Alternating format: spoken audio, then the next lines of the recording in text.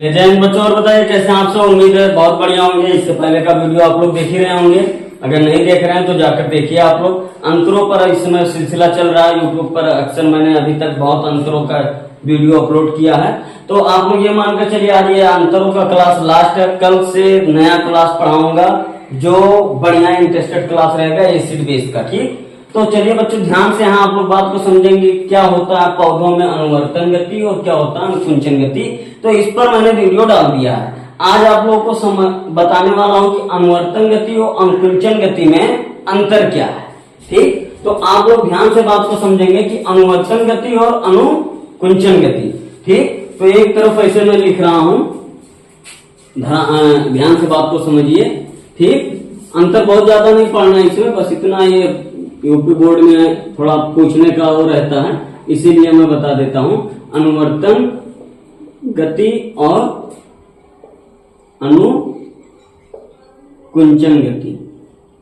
चलिए बच्चों ध्यान से आप लोग बात को यहां समझेंगे। देखिए अनुवर्तन गति क्या है, क्वेश्चन अनुवर्तन गति क्या है। तो मैं पहली बात बताऊं कि अनुवर्तन गति में वृद्धि होता है। पहला पॉइंट क्या होता है, वृद्धि होता है। वृद्धि किसमें होता है, पौधों में। क्या होता है, वृद्धि। अनुवर्तन गति में पौधों में क्या होता है, वृद्धि होता है, और इसमें वृद्धि नहीं होता है। वृद्धि नहीं होता। ठीक, अगला पॉइंट हम लोग समझते। इसका दूसरा पॉइंट क्या है कि ये जो होता है इसमें जो गति होती है पौधों के उद्दीपन की दिशा में होता है। इसमें यानी अनुवर्तनी गति जो होती है वो पौधों के उद्दीपन की दिशा में होती है, जबकि अनुकुंचन गति ये पौधों के उद्दीपन की दिशा में नहीं होती। जस्ट उल्टा, पौधों के उद्दीपन की दिशा में नहीं होता। बात समझ में आई कि नहीं आई।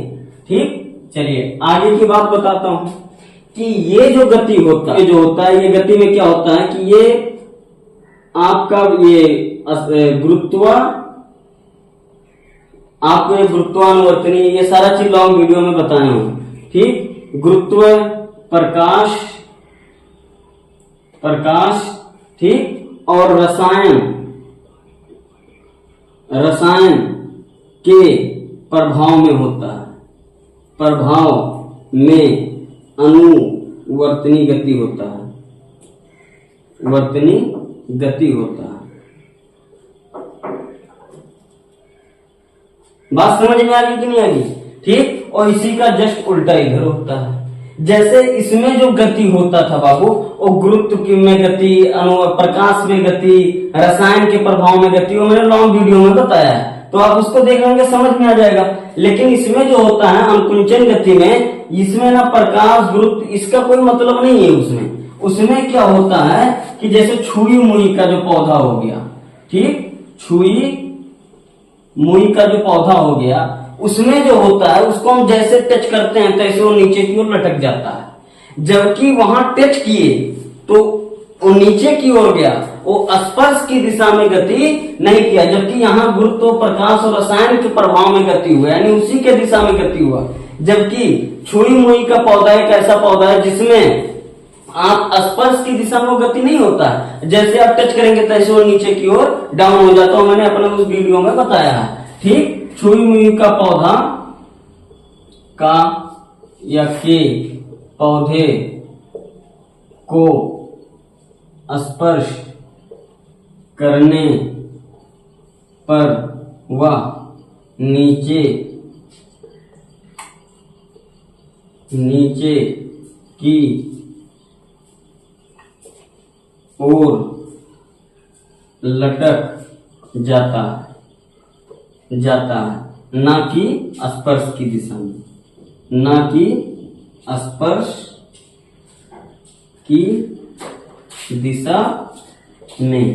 ठीक, तो चलिए, आपको उम्मीद होगा ये इन दोनों में अनुकुंचन और अनुवर्तनी गति के अंतर को आप लोग समझ लिए होंगे।